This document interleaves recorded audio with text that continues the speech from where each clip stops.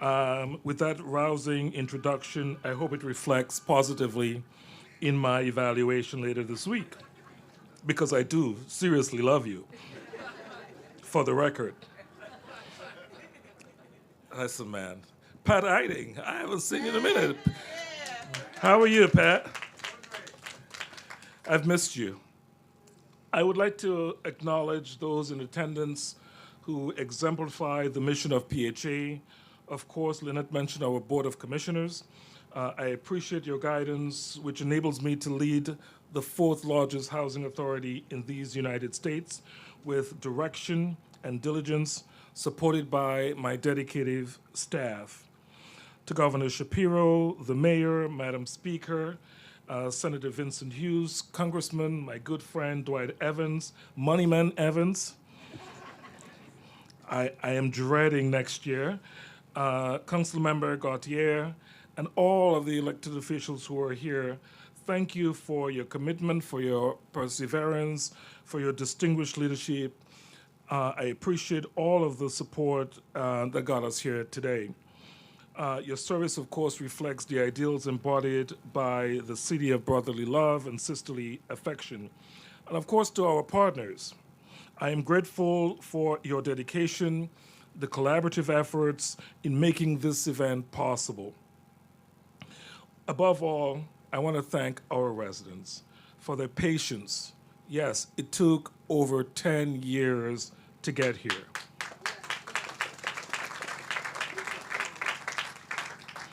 Your support, your commitment to this redevelopment has been remarkable, and it exemplifies all of the great work Andrea has done since she's been a tenant and resident leader at Westpark. So I want to acknowledge again Andrea Foster.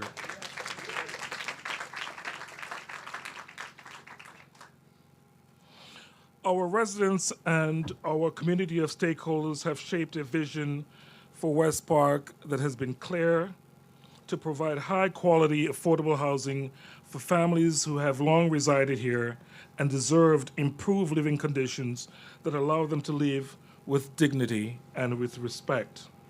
We are all here today to deliver on that vision, for those who have lived here when it wasn't fashionable, and for those to come. I am pleased to announce that in partnership with L&M M Squared, PHA will deliver 327 new homes across 3 buildings.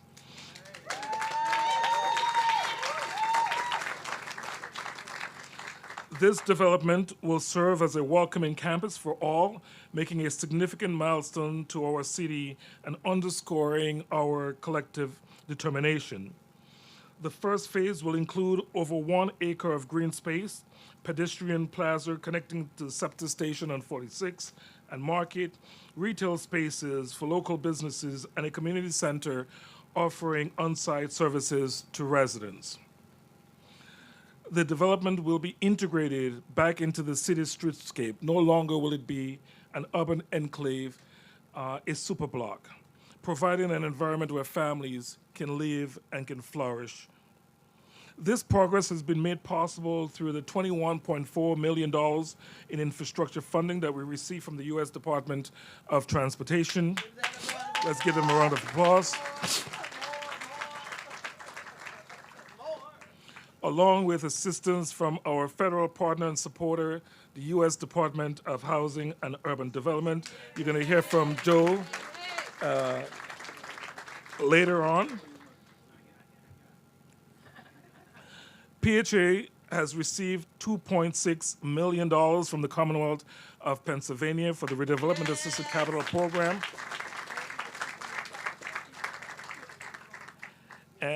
And of course, I would be remiss if I didn't take a minute to tell Mr. Senator Hughes that I'm still waiting for the balance.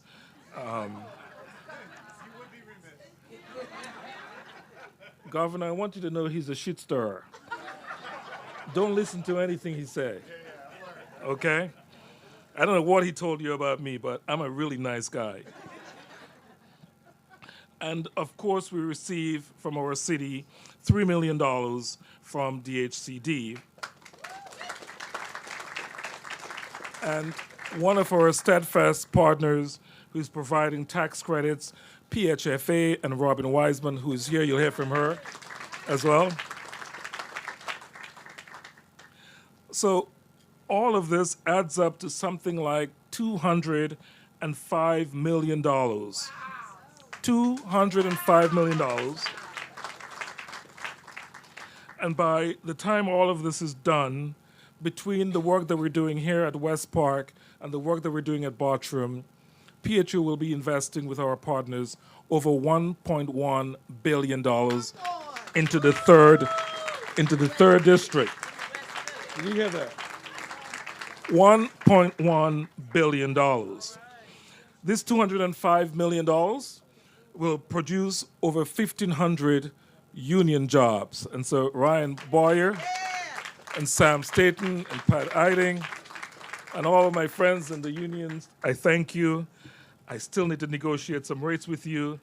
Keep that in mind. 1,500 new jobs. The realization for this community required collaboration among federal, state, and local governments. Through times, though at times it's been challenging, the mayor understands why, these efforts are worthwhile for the families who stand to benefit. The new Westpark will set a precedent for affordable housing, demonstrating the quality and affordability can coexist. As change is both necessary and inevitable, PHA is prepared, continues to lead that effort. Meaningful progress depends on strong leadership. I wish to formally commend Governor Shapiro for his steadfast dedication to affordable housing and for the first time in the Commonwealth's history, implementing Pennsylvania's inaugural comprehensive affordable housing action plan. Now, Governor Shapiro, I want you to know that you have both a friend and a supporter in PHA, so much so that I am committed to helping you spend the $1 billion earmarked under that. What's wrong with you guys? This is a very serious speech. And you might have heard, I might have called you a few too many times. I want to apologize, Governor. I'm one of those people who like to get stuff done. And sometimes I get a little bit aggressive. So I want to thank you and your staff for putting up with me over the last 2 or so years. Akbar Hussein, thank you. He takes my calls, he returns emails. Sometimes I feel badly, just for a moment. But thank you, Akbar, for all of the support on the state level and to the governor as well. So ladies and gentlemen, please join me in welcoming Governor Josh Shapiro.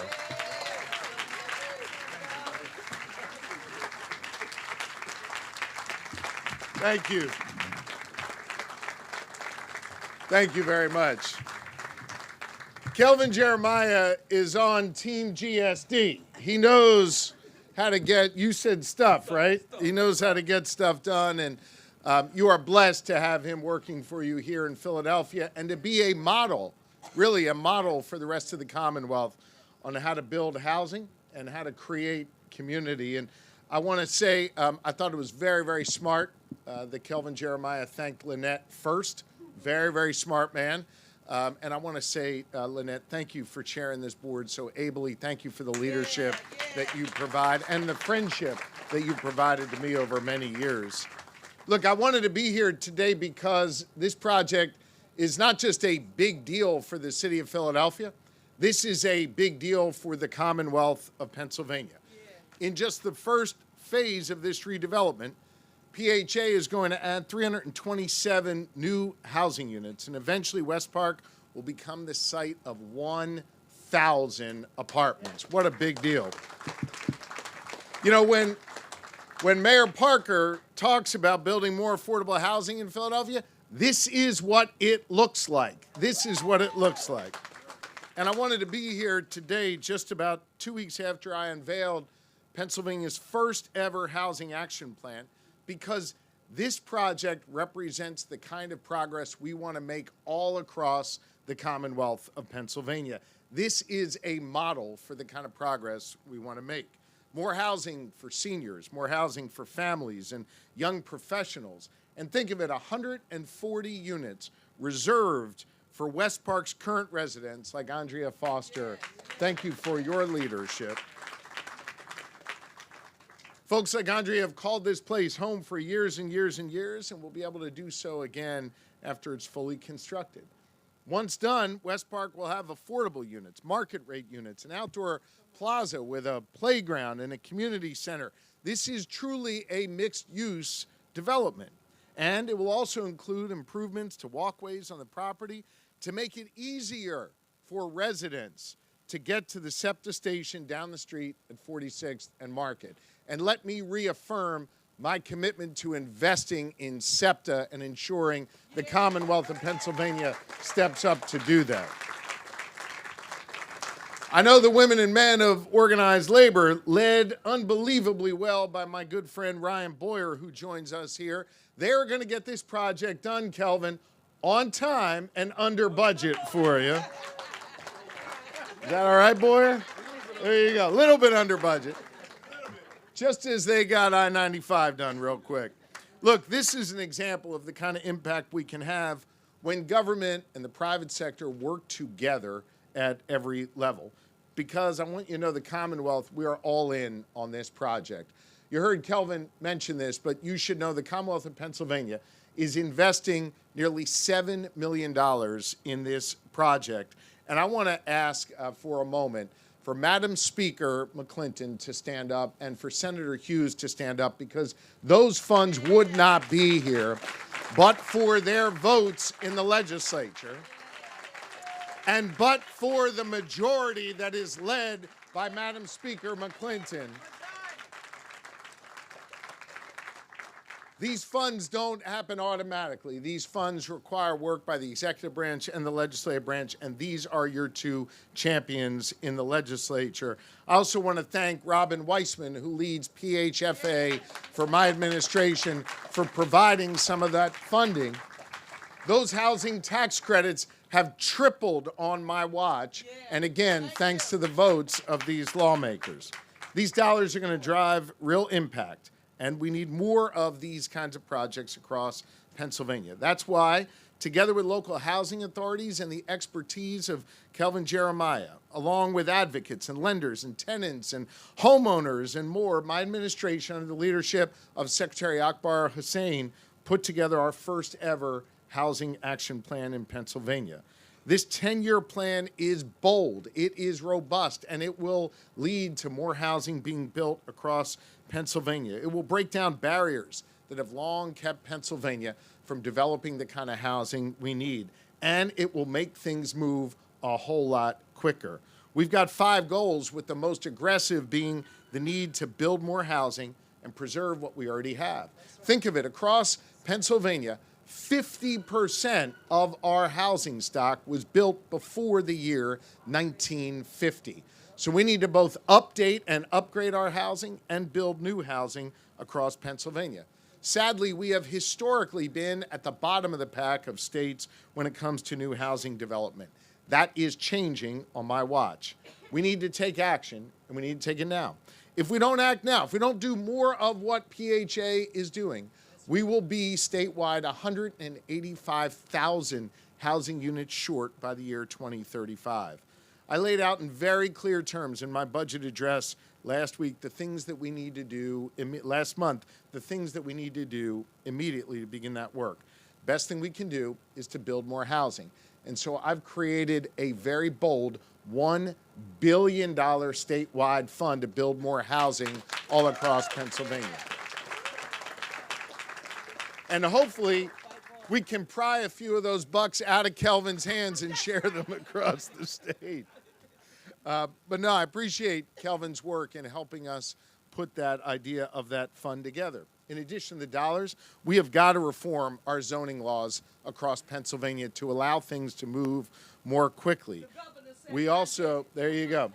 By the way, if you ever want to give a speech somewhere, you got to bring Mayor Parker with you. After after my budget address last month, my wife was there, and I said to Laura, hey, how'd I do? She goes, you got to bring Sherelle everywhere you go. She's a great hype woman. But no, we are aligned on this. We've been aligned on this since the days we served on the Appropriations Committee with Dwight Evans, where Dwight, if you remember, Dwight tried to get us to raise taxes $10 trillion back then. You remember that? The whole budget was like $25 billion, and there was Dwight.